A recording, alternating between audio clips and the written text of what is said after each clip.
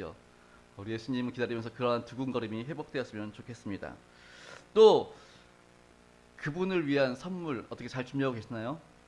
제가 말씀드렸지요. 뭐 선물이라는 게 황금과 유황과 모략 이렇게 물질적인 것들도 있지만 정말 생명을 구원하기 위한 것들도 있고요. 또 우리가 이웃을 섬기고 이웃을 위해서 뭐 그러면서 제가 그 얘기했죠. 노숙자들에게 뭐 가다가 노숙자를 만나면 그들에게 식사 대접을 뭐 이렇게 해준다든가 아니면 따뜻한 장갑을 이렇게 하나 사준다든가 뭐 코트는 너무 비싸니까 장갑 정도 이렇게 그런 우리 주님을 위한 선물 어떻게 생각해 보고 계신가요?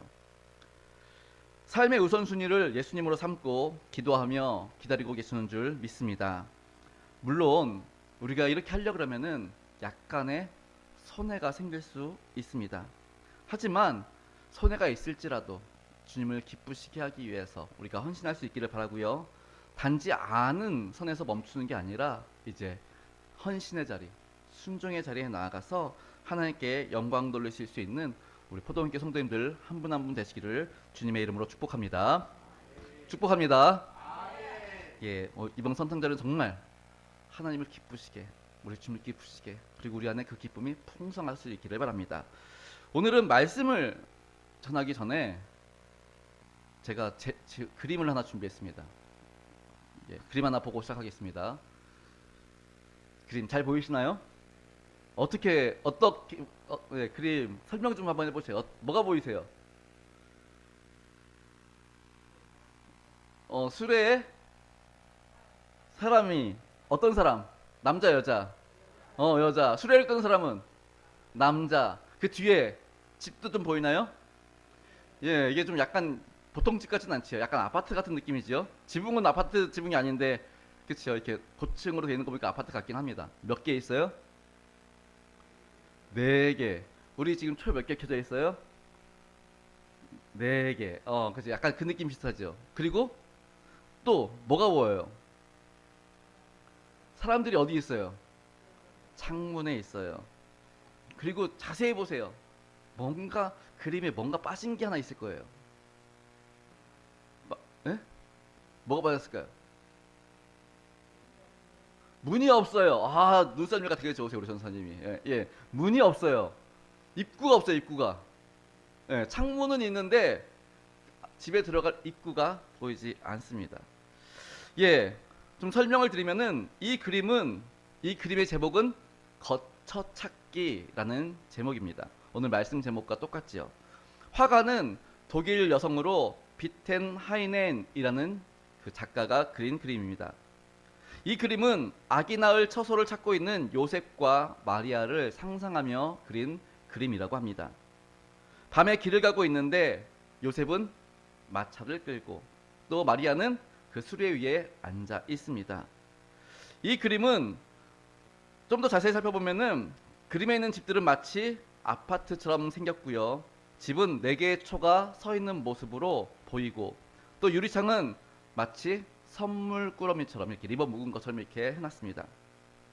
집집마다 창문이 있고 집안은 나름 밝게 되어 있습니다. 집집마다 사람들이 살고 있겠지만 그림에서 보는 것처럼 거의 보이지 않습니다. 다만 몇몇 집에서 창가를 서서 밖을 바라보고 있는 듯한 모습이 보일 뿐입니다. 아까 말씀하신 것처럼 이 집에는 문이 없습니다. 작가는 의도적으로 출입구를 그리지 않았다고 합니다.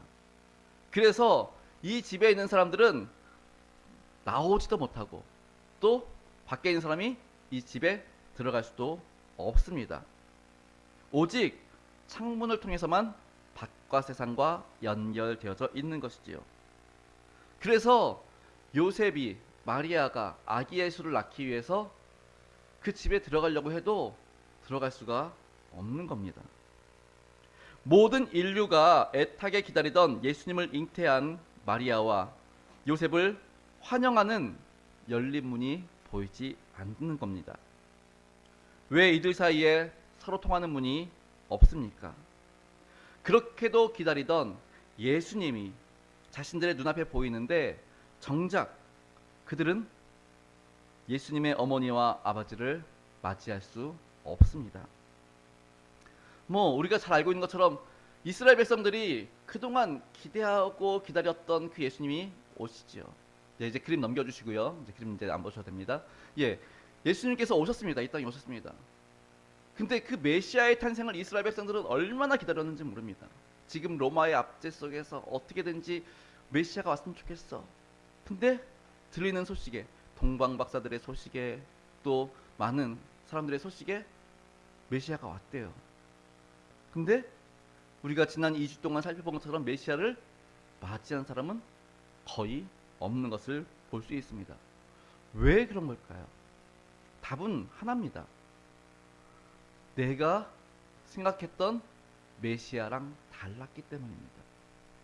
내가 생각하는 메시아는 왕가에서 태어나서 또는 귀족 집안에 태어나서 아주 허망한 멋진 그러한 모습으로 날 줄 알았는데 지금 마국간에, 그것도 소나 말이나 양들이 먹는 그 구유 안에 아기가 있다고 하니 무슨 메시아가, 그러니 자신들이 생각했던 메시아는 다르니 그분을 맞으러 가지 않는 것이지요.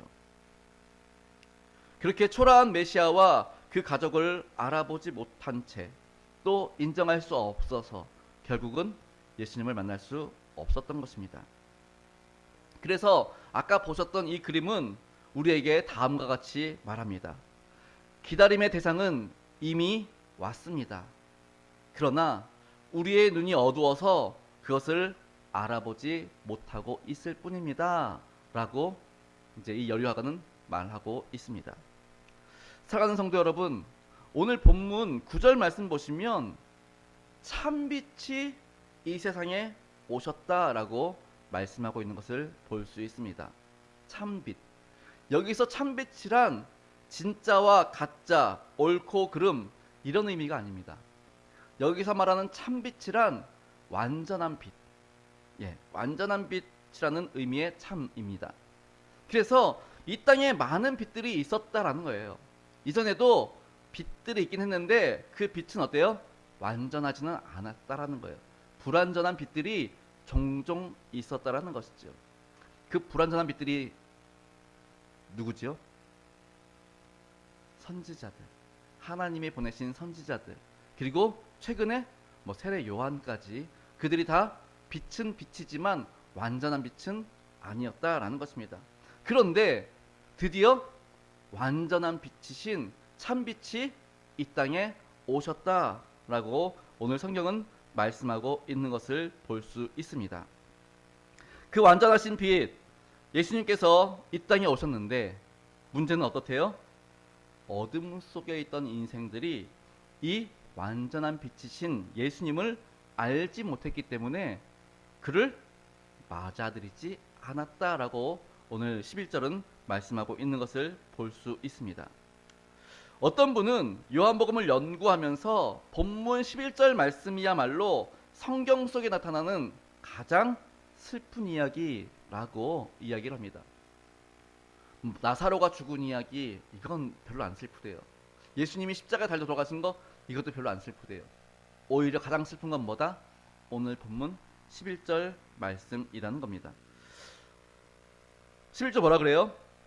자기 땅에 오매 자기 백성이 영접하지 아니하였다라고 말씀하고 있는 것을 볼 수 있습니다. 자기 땅에 오셨다 그러는데 이게 히브리어로 보시면은 어떤 의미냐면은 자기 집이라는 의미입니다. 예수님이 드디어 자기 집에 오셨대요. 집주인이 왔대요. 그런데 그 집주인은 아무도 못 알아봐요. 예수님이 자기 집에 왔는데 그 집에 있는 사람들이 아무도 못 알아보는 거예요. 그러니 얼마나 슬퍼요. 못 알아보니까 어떻게 해요? 맞아들이는 게 아니라 내쫓아버리는 거죠. 너 누구야? 너 왜 왔어? 왜 남의 집에 들어왔어? 그리고 내쫓는 겁니다. 그게 오늘 11절 말씀이라는 거예요. 얼마나 기가 막힌 일입니까? 이것이 어둠 속에 있던 우리의 현실이라는 것이지요. 우리가 방금 보았던 그림이 11절과 같은 내용입니다. 그분이 자기 집, 이 땅에 오셨는데 그 집에 있는 사람들이 그 집 주인을 알아보지 못하고 맞아들이지도 않고 영접하지도 않고 환영하지도 않고 몰라보니 엉뚱한 사람이 남의 집 들어왔다고 내쫓아버리는 상황이 벌어진 것입니다. 몰라보니 그냥 먼 발치에서 쳐다만 볼 뿐 나가서 맞이하지 않는 것이지요. 이러한 상황임에도 불구하고 오늘 본문 12절은 굉장한 말씀을 해주십니다. 많은 사람들이, 대부분의 사람들이 그 예수님을 알지 못해서 외면하고 심지어 내쫓을지라도 영접하는 사람은, 그 예수님을 맞아들이는 사람은 그 예수님을 어떻게 해요? 환영하는 사람에게는 어떤 권세를 주신다고요? 하나님의 자녀가 되는 권세를 주시겠다라고 말씀하십니다. 하나님의 자녀가 되는 권세, 이거 어떤 권세입니까? 하나님의 자녀가 되는 권세. 성경은 하나님의 자녀가 되면 어떻게 되냐면 모든 것을, 하나님의 그 모든 것을 유업으로, 유산으로 물려받을 수 있다라고 계속해서 이야기하는 것을 볼 수 있습니다. 그러니까 하나님의 모든 것을 이어받을 수 있는 상속자가 된 겁니다. 그게 바로 자녀의 권세임을 믿으실 수 있기를 바랍니다. 그러니까 예수님을 맞아들이면, 예수님을 영접하면, 예수님을 환영하기만 하면 하나님의 그 모든 것을 우리는 누릴 수 있다라는 겁니다. 그런데 많은 사람들이 하나님의 그 모든 것을 원하면서도 원할 뿐 예수님을 맞아들이지 않고 오히려 예수님을 외면하니 어떻게 하나님의 것을 소유할 수 있겠습니까? 자녀의 권세, 우리 자녀, 제가 지난 새벽 기도회 때도 이렇게 말씀을 나눴었지만 자녀가 우리가 이제 보면은 아이들을 다 키우고 또 이렇게 성장시켜 봤잖아요. 우리 한 4살, 5살, 우리 그 아이들 한번 생각해 보겠습니다. 상상하겠습니다. 4살, 5살. 예, 4살, 5살 된 아이들 힘이 있어요, 없어요? 그치? 우리가 그냥 어떻게 한번 툭 치면 어떻게 돼요? 자지러지죠. 막 으아, 나 죽는다고 막 그럴 거예요. 힘 하나도 없어요. 그리고 4살, 5살 가진 게 있어요, 없어요? 가진 게 어디 있어요? 그냥 엄마 아빠가 그냥 알아서 챙겨주지. 그러면 이 아이들이 자기 먹을 거, 마실 거, 입을 거 이거를 준비하기 위해서 일을 해요, 안 해요? 못하지. 할 수가 없지요. 그런데 힘도 없고 돈도 벌지 못하고 아무것도 할 수 없는 애들이 걱정해요, 염려해요? 예? 걱정해요? 걱정하는 거 봤어요, 애들이? 오늘 뭐 먹지? 오늘 어디 가서 돈 벌지? 걱정해요? 왜 안 해요? 힘도 없는 애들이, 돈도 없는 애들이 왜 걱정도 안 해? 예? 부모님이 계시니까. 그치요? 부모님이 계시니까. 이 아이들은 걱정, 염려하지 않아요. 그냥 주어진 시간 막 신나게 놀고 재밌게 놀아요. 그리고 집에 와서 밥 줘! 한마디만 하면 돼요. 걱정하고 염려하지 않아요. 그런가 하면 이 아이들 아까도 말했지만 힘 하나도 없어요. 그런데 또래 친구들을 만나요. 잘 놀다가 뒤에서 엄마가 또는 아빠가 이렇게 데리러 오잖아요. 그때부터는 거칠 것이 없어요, 그냥. 그치요? 막무가내야, 막무가내. 다른 친구들이 막 말려도 말려지지 않아요. 심지어 선생님이 말려도 말려지지 않아요. 어린이 선생님이. 왜요? 누가 있으니까? 자기 등 뒤에 엄마가 있는 걸 봤기 때문에, 아빠가 있는 걸 봤기 때문에 거침이 없습니다. 이거예요. 자녀의 권세가 이거예요. 나는 힘 하나도 없어요. 나는 능력도 없어요. 가진 것도 없어요. 근데 부모님이 계시니까 부모님 믿고 거침이 없어요. 부모님 믿고 걱정하지 않아요. 염려하지 않아요. 그게 바로 자녀의 권세라는 겁니다. 오늘 예수님께서 오늘 말씀하시면서 이게 자녀의 권세라고 하는 얘기는 오늘 믿는 자들이, 성도가 그렇게 살아야 한다라는 겁니다. 하나님이 나의 아버지 되심을 믿는다면, 예수 그리스도를 우리가 믿음으로 영접함으로 하나님을 나의 아버지라고 고백한다면 더 이상 염려할 필요가 없는 겁니다. 걱정할 필요가 없는 겁니다. 뭘 먹을까, 뭘 마실까, 뭘 입을까 염려할 필요도 없고요. 부족하다고, 연약하다고 걱정할 필요도 없고요. 오히려 하나님이, 온 우주의 주인이신 하나님이 내 뒤에 계시기에 거침이 없는 인생, 이러한 인생을 살아갈 수 있어야 한다라는 것입니다. 그래서 예수님도 말씀하시기를 천국은 이런 아이들의 것이야 라고 말씀하시는 거예요. 그렇죠. 그 아이들은 정말 힘 하나도 없다니까요. 근데 오직 누구만 바라봐요? 부모님만 바라보거든요. 천국은 이런 아이들.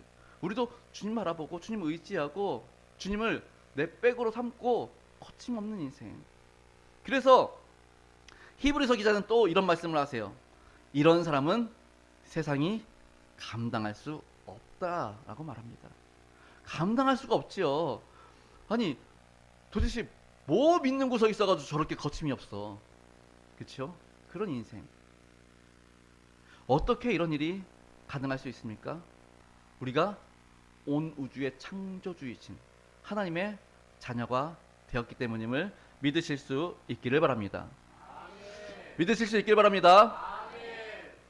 제발 염려하지 마시고 걱정하지 마시고 그 믿음 가운데 거침없는 믿음의 행보를 해나가실 수 있기를 바랍니다. 아멘. 여기서 또 재밌는 거, 자녀라는 단어가 또 되게 재밌습니다. 자녀라는 단어는 보통 휘오스라는 단어를 씁니다. 이게 아들 또는 뭐 자녀 이런 단어인데, 이 자녀는 이 휘오스라는 단어는 법적인 자녀를 말합니다. 법적인 자녀. 법적인 자녀가 뭐예요? 내가 낳아서 생긴 자녀도 법적인 자녀지만 또 어떤 자녀도 법적인 자녀예요? 양자 삼은 또는 양녀 삼은 사람들도 법적인 자녀지요. 이게 휘오스가 그런 뜻이에요. 법적인 자녀. 그런데 오늘 본문에 나오는 이 자녀라는 단어는 휘오스라는 단어가 아닙니다.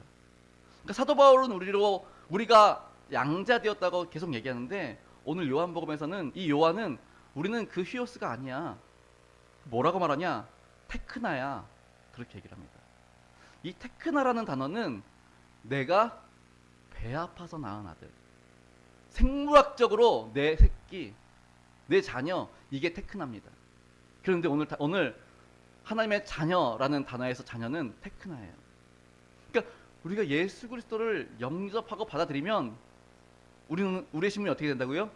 하나님이 친히 배 아파서 낳은 자들과 똑같다라는 거예요. 그런 자녀라는 거예요. 생물학적으로 하나님의 자녀라는 거예요. 양자의 권세도 대단하지만 생물학적인 자녀는 어때요? 그 부모가 아낌이 없지요.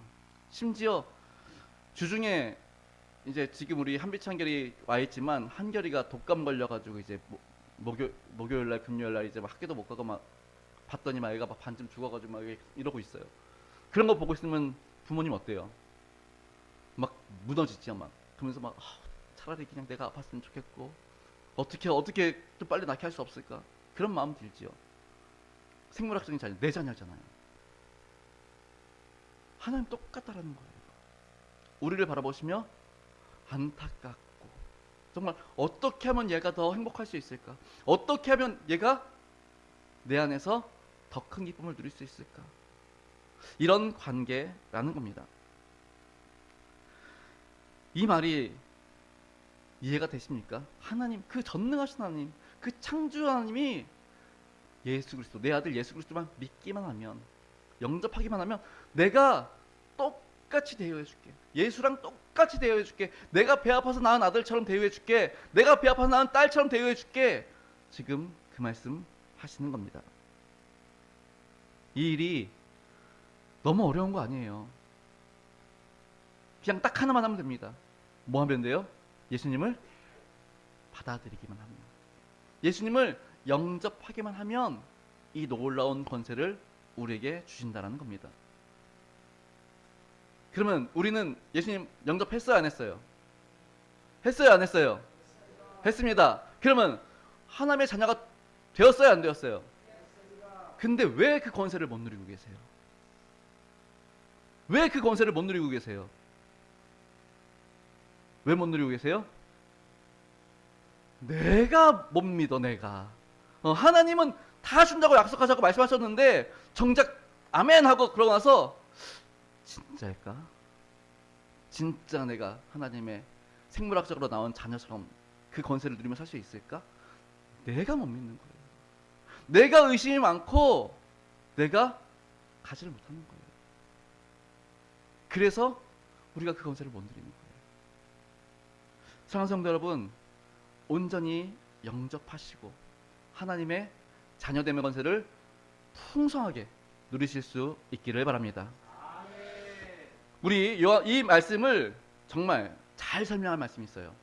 요한계시록 3장 20절 말씀입니다. 우리 함께 읽겠습니다. 요한계시록 3장 20절 시작. 볼지어다 내가 문 밖에 서서 두드리노니 누구든지 내 음성을 듣고 문을 열면 내가 그에게로 들어가 그와 더불어 먹고 그는 나와 더불어 먹으리라. 아멘. 이게 되는 겁니다. 주님과 함께 먹고 주님과 함께 생활하고 주님과 함께 동행하는 삶. 이것이 바로 주님을 영접해서 주님과 함께하는 삶인 줄 믿으실 수 있기를 바랍니다. 그래서 영접이란 내 삶에 그분을 초대하는 것, 맞아들이는 것. 좀 더 쉽게 말씀드리면 내 삶에 누가 그러니까 장성하면서 이제 어린아이가 장성하면서 청년의 시절을 청소년의 시절을 지나고 청년이 됩니다. 그럼 이제 이제 이성이 보이죠. 이성이 보이기 시작합니다. 근데 수많은 이성 중에 정말 내 마음에 꼭 드는 이성이 있어요. 근데 그 이성한테 교제를 하다 보니 그 이성도 나를 마음에 들어 해요. 그래서 우리는 뭘 합니까? 결혼을 하게 되지요. 그러면은 결혼하기 전에 뭘 물어요? 너 나랑 함께 살래? 너 나와 함께 결혼할래? 나랑 같이 생활할래? 그러면서 청혼이라는 걸 하게 되지요. 청혼 다 받아보셨지요? 뭐 대답들 안 하시는 거 보니까 청혼을 안 받아보셨. 중매 결혼을 하셨어요? 연애 결혼 안 하시고? 예, 그 청혼입니다. 지금 예수님께서는 그 요한복음 1장 12절 말씀이 우리 주님의 청혼이에요. 너 나랑 함께 할래? 함께 하기만 하면 이거 내 아버지의 것이 다 내 것이 될 수 있어. 지금 그 이야기 하는 겁니다. 그러면 그 청혼을 받은 상대방은 뭐라고 하면 돼요? 예스, 오케이, 좋아. 그 말만 하면 둘의 서로의 것을 공유할 수 있고 함께 할 수 있다라는 겁니다. 말씀을 준비하면서 이제 예화를 하나 읽었습니다.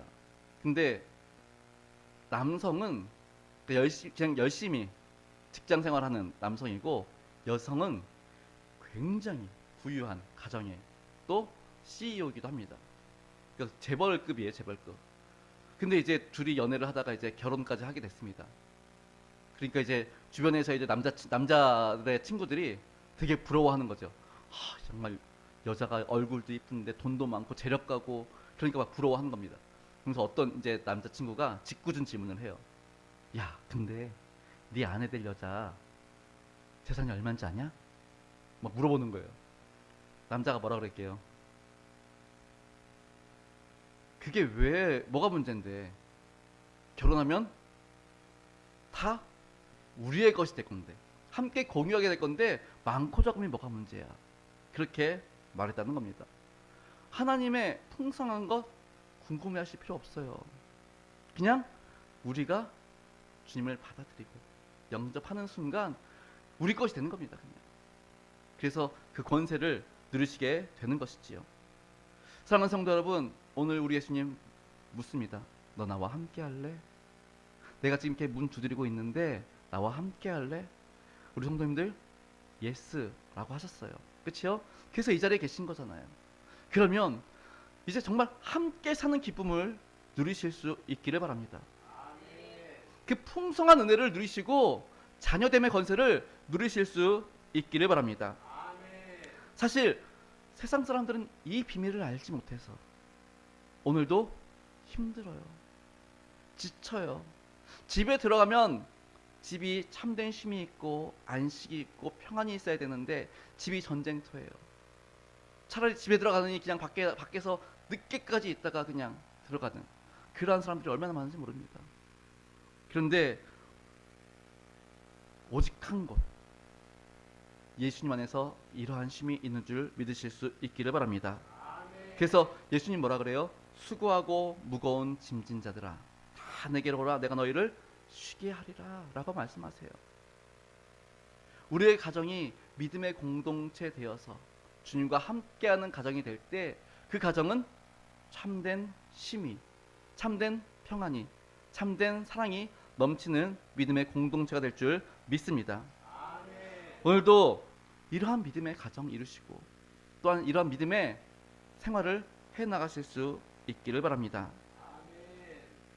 우리가 처음 보았던 그림 속에서 집안에서 창을 통해 메시아이신 예수님을 보면서도 맞아들일 수 없었던 그 사람들이 오늘날 죽어가는 영혼들 힘들고 지친 모습으로 쉼을 찾아 거처를 헤매는 것을 우리는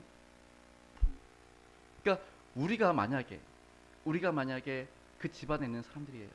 그리고 이번엔 요셉과 마리아가 아니라 정말 삶 속에서 지치고 힘들고 막 고단해가지고 어찌할 바를 모르고 어디로 가야 될지 모르고 그렇게 막 방황하고 힘들어하고 지치고 그런 영혼들이 거리에 이렇게 돌아다니는데 우린 집안에서 주님과 함께 참된 쉼을 누리면서 그냥 밖에 보면서 아휴 불쌍해라 안타깝네 이러고 있으면 되겠습니까? 이번엔 입장을 바꿔서 이제 우리가 어떻게 해야 돼요? 먼저 나가서 그들을 예수 그리스도의 평안으로 예수 그리스도의 안식으로 쉼으로 인도하실 수 있는 성도님들 되실 수 있기를 바랍니다.